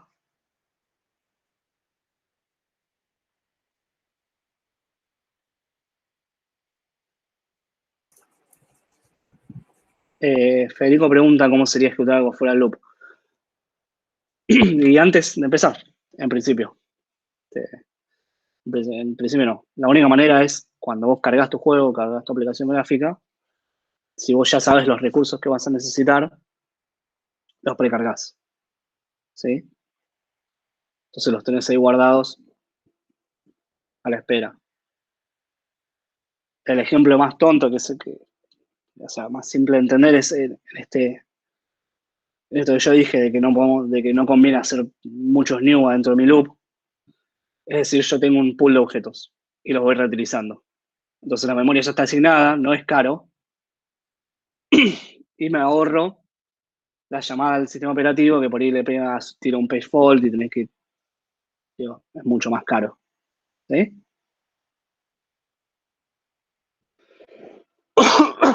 Bien. Si no hay mucho más, seguimos. Recuerden que si esto no se entiende, pueden ir a los apuntes que están en la página, pueden preguntar tanto por Telegram como por Google Groups. No se queden con las dudas, porque si esto no se entiende, después se va a componer con otras cosas que no se han entendido después y van a llegar a la mitad de la materia sin entender nada. Tanto yo como los otros docentes estamos dispuestos a contestar todas las dudas que sean necesarias. Bien. Un par de últimos conceptos como para ir cerrando. ¿Se acuerdan que antes habíamos hablado de ese cuarto valor que estaba en los colores? El alfa. Bueno, esto se conoce como translucidez, ¿sí? Yo tengo mi valor de color y le asigno una opacidad. ¿Qué es esa opacidad? Es, en principio, cuánto peso va a tener mi píxel por sobre los que están atrás. Atrás entendido de una manera lo que se dibujó antes, ¿sí? Tengo los dos conceptos que puedo decir translúcido es el opuesto de opaco, ¿sí? O sea, algo 100% translúcido que es 0% opaco y viceversa, ¿sí? Y lo importante de la translucidez es que tiene un valor, ¿sí? Que va de 0 a 100%, que es un peso. En cambio, si yo hablo de transparencia es un píxel puede ser transparente o no serlo, ¿sí? No puedo dejar pasar un cachito del fondo. Entonces, por ejemplo, tengo mi pelota y le digo que todo lo de afuera sea transparente y directamente no lo dibujo, no es que se aclara un poquito, ¿se entiende? Nada. A priori, ¿cómo logro esta transparencia? Puedo decirle que hay un valor de color que no quiero que dibuje.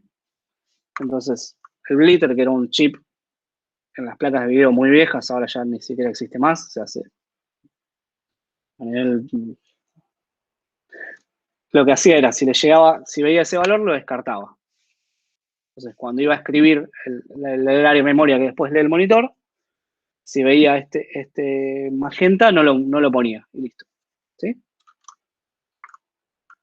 Después tenemos otra técnica, esta es un poco más utilizada, por ahí no para transparencia, pero sí por otros efectos, que es decir, tengo una máscara. ¿Qué es una máscara? Es un bitmap de 2 BPP, o sea, blanco y negro, unos y ceros. Y lo que hago es, donde hay un 0 no dibujo, donde hay un 1 dibujo. ¿Sí? La máscara la puedo aplicar a cualquier lugar y lo que hace es filtrarme los píxeles que van a llegar a la pantalla, como por decirlo de alguna manera.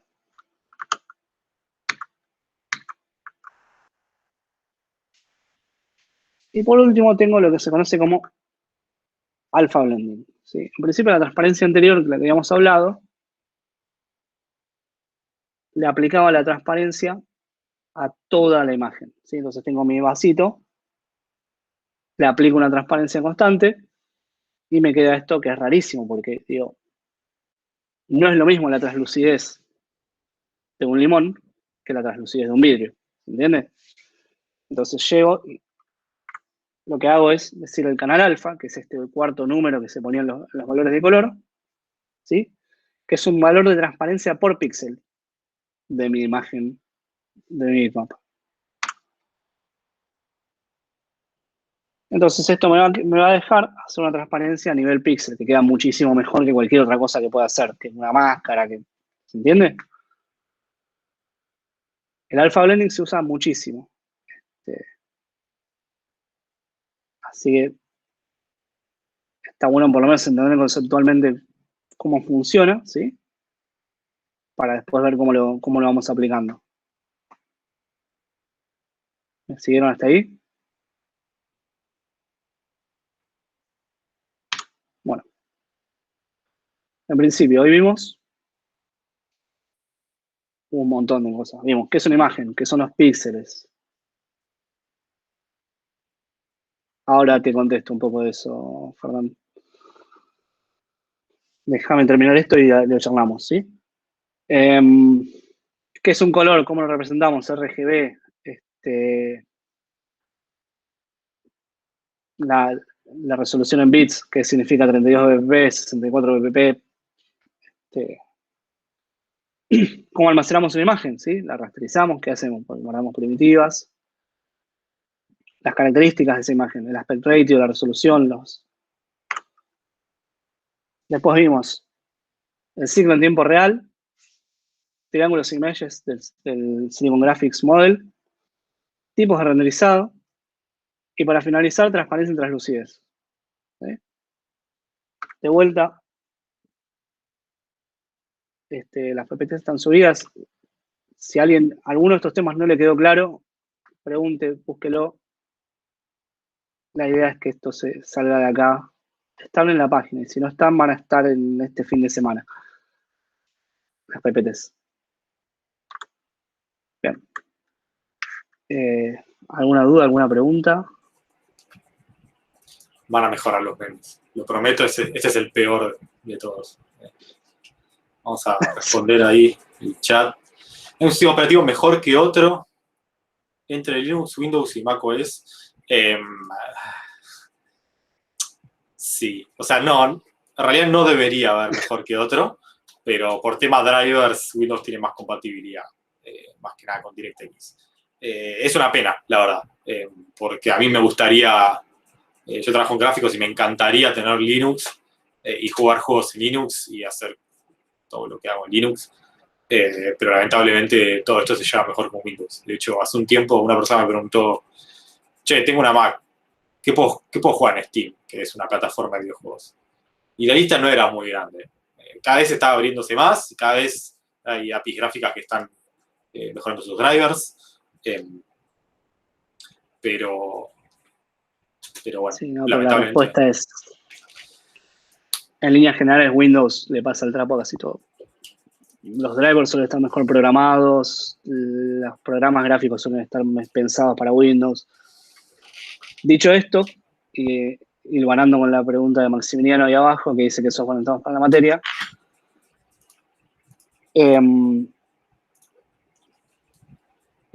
el TP, en teoría, corre en Linux, en Windows y en macOS. La realidad es que hay un bug de Monogame, que es el framework que utilizamos, que no termina de andar bien en Linux. Pero a priori, con tener algún entorno de mono, ¿sí? Que está en la página, está la guía de instalación. Igual lo vamos a estar mandando cuando hablemos del TP, lo vamos a hablar mejor, ¿sí? Pero en principio necesitas un entorno de mono y algo para programar C#, ¿sí? .NET Core, ahí como dijo René. Una IDE podés programar en lo que quieras. Yo les digo que usen el Visual Studio o Rider, pero sobre gustos, cada uno programa lo que más le gusta. Y no mucho más. Y Monoaim se instala en casi cualquier plataforma.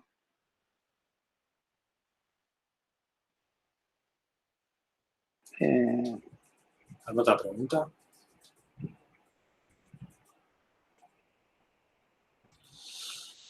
¿Qué podemos ir haciendo acá la otra semana? Bueno, instalar Monoaim es una buena Instalar tarea. Monoaim. Bueno, está el bug. A priori te diría que si querés empezar a leer del apunte de la clase que viene, que está en... Las clases se suben a YouTube. con un poco de delay, pero realmente están. Van a ver, como se dice, también están las clases de cuatrimestres pasados. Guarda con el primer cuatrimestre del 2020 porque usamos otro framework. Las clases, bueno, ahí las PPT van a estar subidas en el programa. ¿Qué más? Cosas que pueden ir haciendo acá otra semana es repasar matrices. La clase que viene vamos a ver matrices. No sé si hay algo más. No sé si hay otras cosas matemáticas para la clase que viene. Sí, a ver, en principio, yo ahí les pasé por el chat la unidad 3, ¿sí? Si entran a la página, van a la página de la cátedra, van a ver que las unidades no se convencen con las clases, pero no importa.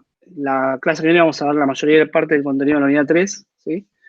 Que si entran y abren, van a ver que tiene mucha matemática, sobre todo matemática de matrices y un poco de cálculo vectorial. No es nada muy complejo, no hacemos ninguna cuenta súper extraña ni vamos a integrar en 3 dimensiones, pero está bueno que por ahí repasen un poco de eso, se acuerden, tengan en claro un poquito lo que significa un dot product, un producto vectorial, multiplicación de matrices, aunque sea conceptualmente, no vamos a pedir que la hagan, tenemos computadoras para multiplicar por nosotros, pero tienen que entender qué significa eso, ¿sí? No mucho más. Si después se quieren bajar el MonoGame y el ejemplo del TP, que también está en la página, y empezar a correrlo y a verlo.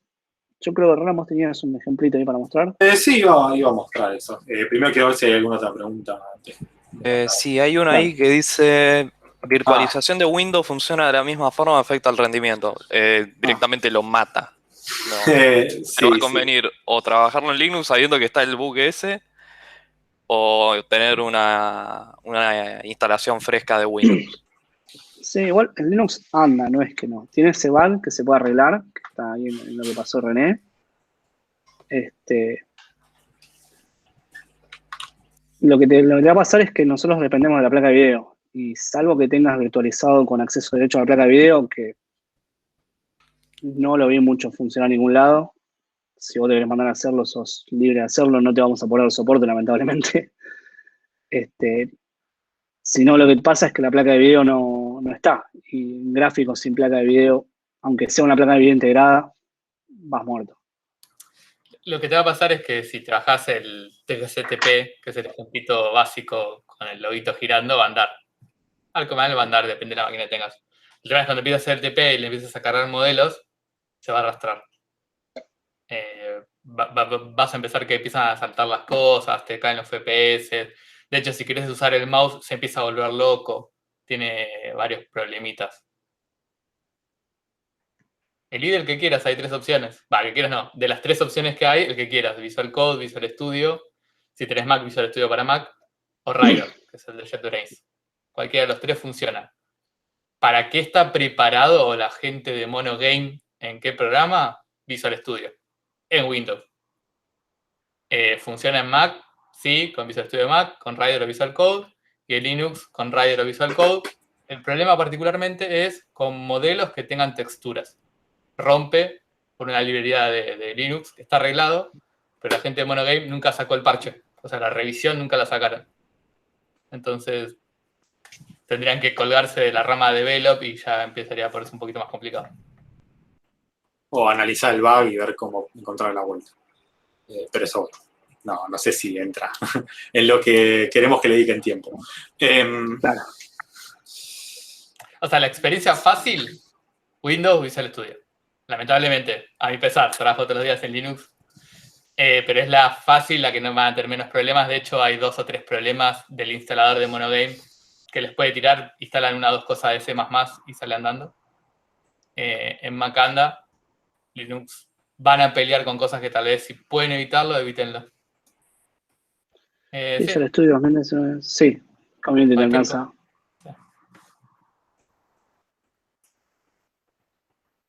Y usa .NET Core 3, pero todo eso va por dependencia.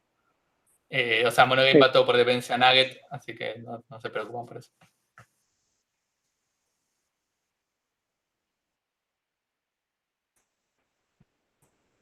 ¿Alguna otra pregunta?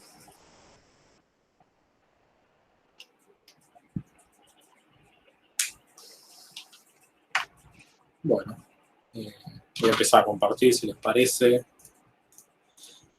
Así vemos un pantallazo práctico de lo que vimos hoy.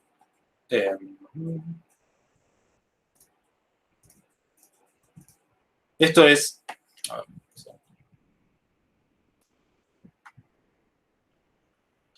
bien. ¿Se ve ahí?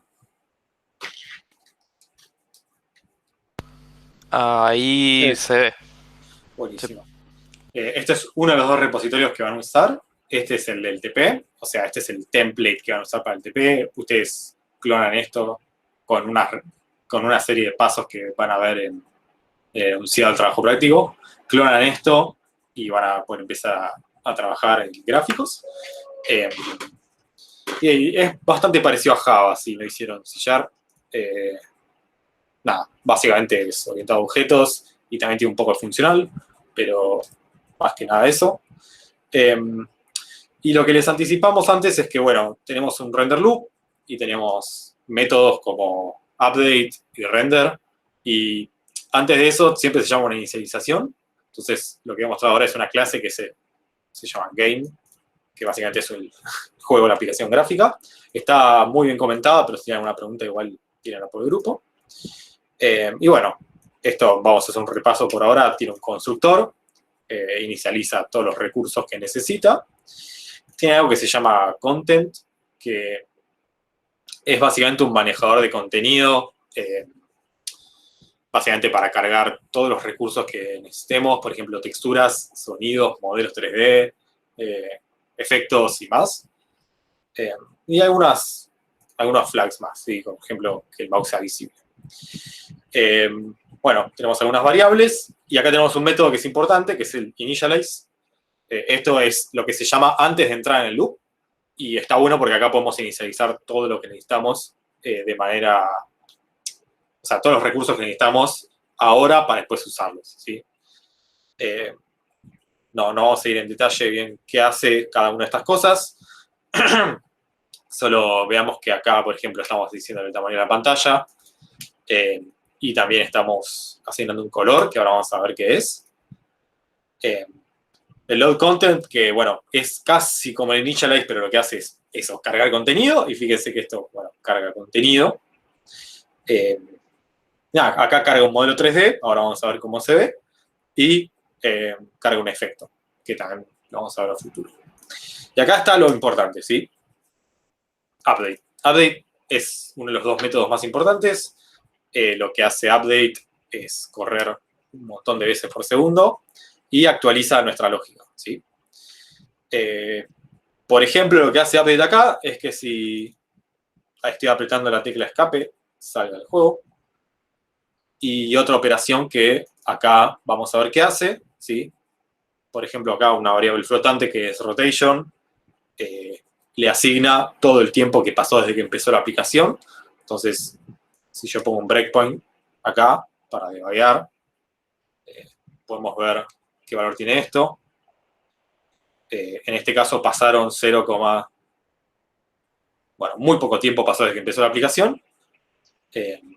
Pero a medida que esto vaya ejecutando, este valor va a ir aumentando significativamente. Esto es algo que vamos a usar bastante, ahora lo vamos a ver. Y después el método draw, que ahora parece complejo, pero en realidad es bastante simple, que lo que hace primero que nada es limpiar la pantalla y después dibuja un modelo 3D. Y el resultado de todo esto es el logo de TGC en color azul oscuro que vemos acá, ¿sí? No voy a andar en detalles en qué estamos haciendo acá cuando dibujamos el modelo, solo quiero que entiendan qué es inicializar contenido y cuántas veces corre cada método. Por ejemplo, load content corre una vez. Update corre muchas veces por segundo, sigue corriendo ahora. Draw sigue corriendo también. Y eso. Claro, Sí, fíjense, ahí. dale un poquito más para abajo en el draw, en el loop. ¿Vieron? Ahí es un for each, cada uno de los mesh que tenemos. Le asigna una transformación que por ahora no viene al caso, pero lo que está haciendo es girarlo. y le dice, dibujate. ¿Sí? Esto es como la escena 3D más básica. Si dice un Hello World, de decir agarro un mesh, lo dibujo. Como todo tuyo, Ronan. Bueno, y básicamente esta parte de la clase es para que entiendan eso, la cardinalidad o cantidad de veces que se va a ejecutar cada cosa. Por ejemplo, si yo pongo un breakpoint de load content, vemos que no se está ejecutando, porque por acá ya pasó.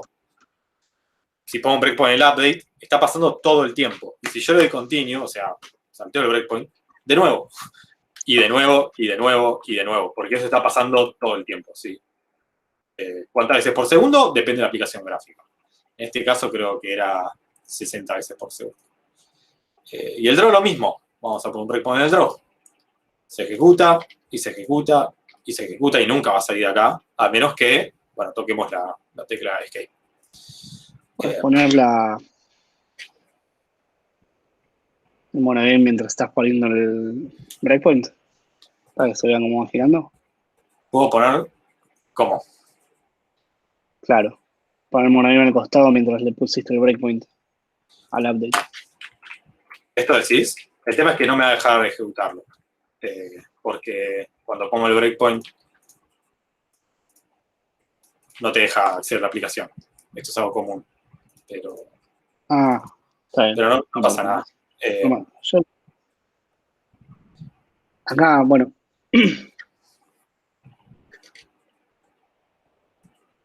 Ok. Sí. Bueno, y al final hay un método que se llama unload content, que hace lo que dice, descarga todo el contenido. ¿Sí? En este caso, el modelo 3D lo libera, y si tiene una textura o un efecto, lo libera. ¿Qué significa liberar? Este es un lenguaje orientado a objetos y además es más o menos de alto nivel. Por lo tanto, asumimos que tiene un garbage collector, o sea, algo que si yo pongo una variable, un objeto, al final de la aplicación, cuando yo no use más esa variable o ese objeto, se va a destruir. ¿Sí? Eso lo hace C#, no nos interesa. El problema es que asociamos cosas a la placa de video. Por ejemplo, el logo este, que es un modelo 3D, que ya vimos que es un conjunto de puntos, que ya vimos que es un conjunto de flow, lo asocia a la placa de video y eso va a parar a la VRAM por ahí flotando. Esto que está pasando acá, que es unload, implica decirle a la placa de video libera este recurso. ¿Sí? Entonces, algunos recursos vamos a tener que liberarlos. Es importante que lo hagan. ¿Hasta acá hay una pregunta? Ahora vamos a meternos a hacer alguna operación chiquita y vamos a cortar.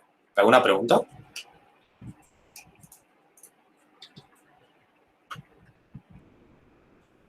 Debería usar... ¿cómo se llama? OBS, pero bueno, no lo tengo todavía. Porque Sí, OBS sí, permite... Para las clases que son más de ejemplos más pesadas, por ejemplo, que sé yo, usamos OBS. Pero bueno, ahí no. Créeme que eso está funcionando a más de 30 FPS. Ténganos fe.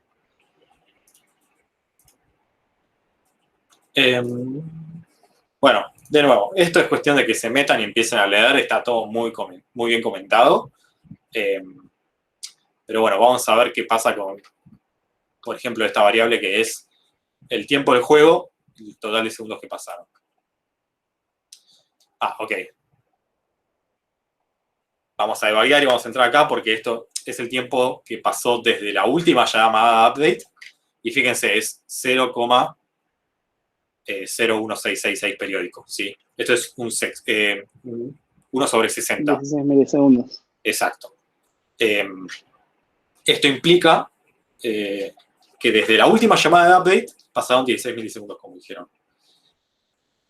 ¿Qué trae esto? O sea, esto nos dice que este update se va a llamar cada 16 milisegundos. Esto es un tema que van a tener que usar y aprender porque entender cuánto tiempo pasó desde el último frame es importante y se usa un montón. Por ejemplo, acá lo estamos usando. Y también podemos pedir en GameTime, tenemos una variable que se llama Total Game Time. Fíjense que nos dice que pasaron 9 minutos 36 segundos. ¿Sí? Esto es importante porque también podemos usar esto. O sea, podemos decir que, no sé, que alguna variable contenga todo el tiempo que pasó desde que empezó nuestra aplicación, ¿sí?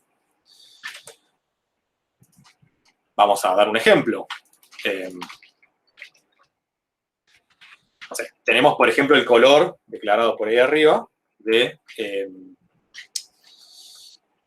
nuestro modelo. Entonces, en el update, ¿sí? O sea, muchas veces por segundo, vamos a agarrar y vamos a hacer un nuevo color que toma de nuevo 4 floats, rojo, verde, azul, alfa en este caso, voy a ponerle 1 al alfa. El color, por ejemplo, voy a hacer que sea esto, ¿sí? Y esto lo voy a hacer en el update. ¿Qué color va a tener esto después de un segundo? ¿Qué color va a tener el modelo después de un segundo? ¿Alguien puede contestar?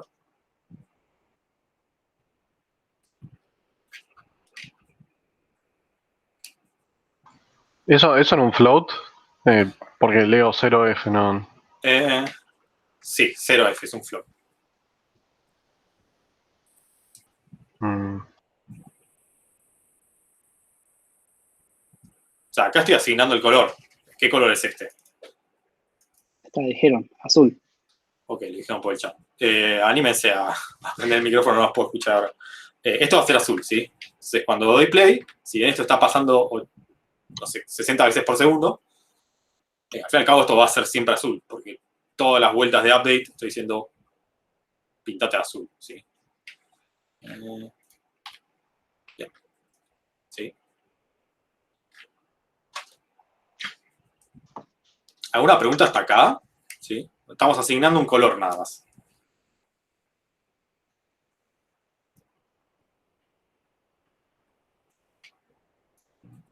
Bueno. ¿Qué pasa si yo ahora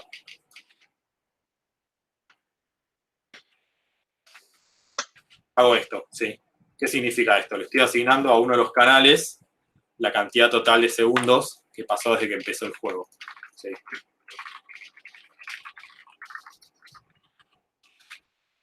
Bien. Así es un poco más legible.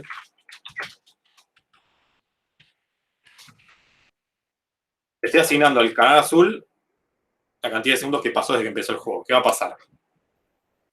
Se va a ir prendiendo de negro a azul. Bien. ¿Y cuánto tiempo va a tardar en llegar al azul? Un segundo, Un calculo segundo. que será. Bien.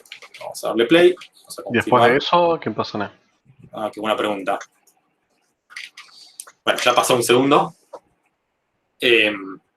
Acá lo que está pasando es que el color azul, o sea, total seconds, estamos pasando a lo que es mucho mayor que un segundo. Vamos a variar y vamos a confirmar. Total seconds es 13. En este caso no pasa nada, pero tengan en cuenta que el monitor no puede sacar valores que sean mayores a 1, ¿sí? O al valor de los 8 bits que tiene para el azul en este caso. No puede pasarse.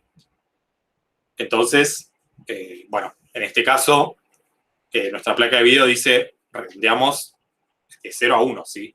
Todo lo que pase el 1 va a ser 1 y todo lo que se vaya por abajo del 0 va a ser 0, ¿sí? Esa operación se llama clamp.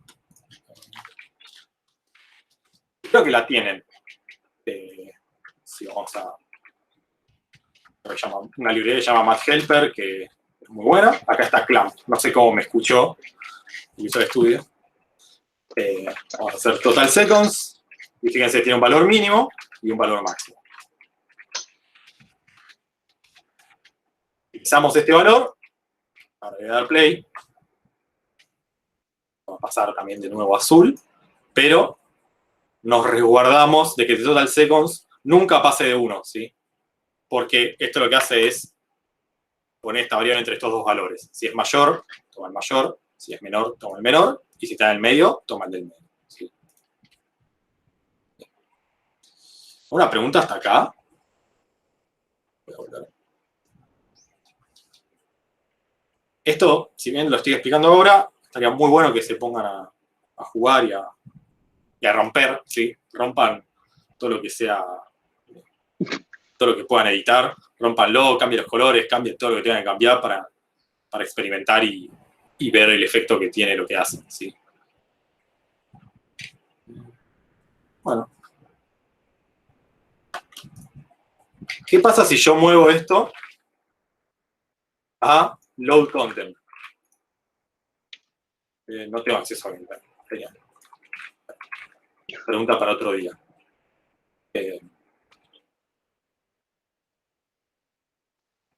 Ok, vamos a hacer un acumulador entonces. ¿Sí? Vamos a definir un float, un timer, que va a empezar en 0, y cada vuelta de update voy a sumarle 1. ¿Qué estoy haciendo? Voy a sumarle 1, ahora sí. No es la cantidad de segundos. O sea, voy a poner timer acá directamente. ¿Cuánto va a valer el color de mi modelo? ¿Sí? Después de un segundo.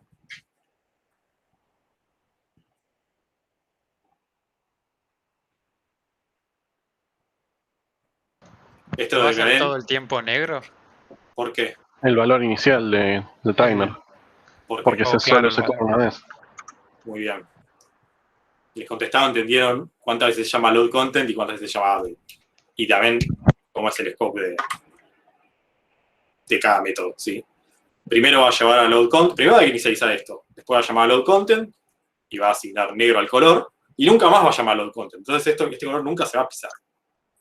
Y después va a llamar a update y también va a seguir creciendo hasta lo mayor que se pueda representar. Pero efectivamente, si le vamos a pelear esto no se va a ver nada porque el modelo es negro y el fondo es negro, ¿sí? Bien. Una más así de entusiasta y ya libero. Vamos a volver a lo que teníamos antes. Repasando, tomamos la cantidad total de segundos que pasaron desde que empezó mi aplicación.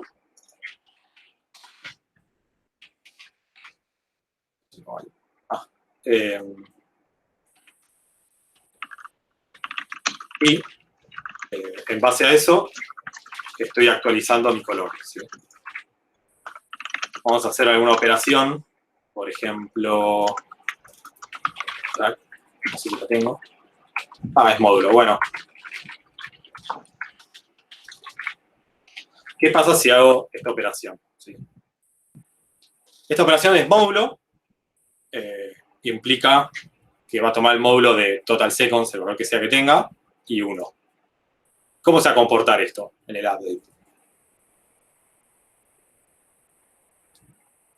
Sí, es el módulo, es el resto de la división entre este valor y este valor.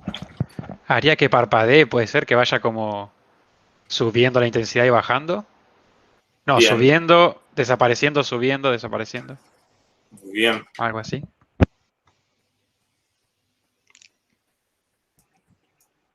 Exacto, sí. Porque al tomar el módulo de un valor que va creciendo todo el tiempo con 1, siempre estoy tomando la parte fraccionaria. De hecho, si paramos acá y vemos que tiene total seconds, siempre va a tener un valor entre 0 y 1. ¿Sí? Nunca se va a pasar esto. Y siempre va a ir subiendo y bajando, subiendo y bajando. Y lo bueno es que alguna herramienta para ver esto es Desmos. Ok, retiro eso. Bueno, busquen Desmos. Es básicamente una graficadora 2D. Y si ponen y es igual a mod de X y 1, van a poder ver básicamente qué efecto serrucho tiene eso, ¿sí? Y ahí van a poder básicamente visualizar cosas que pasan en un espacio continuo como es el update. O sea, es un espacio discreto, pero ejecuta muchas veces por segundo, lo cual hace parecer que sea continuo.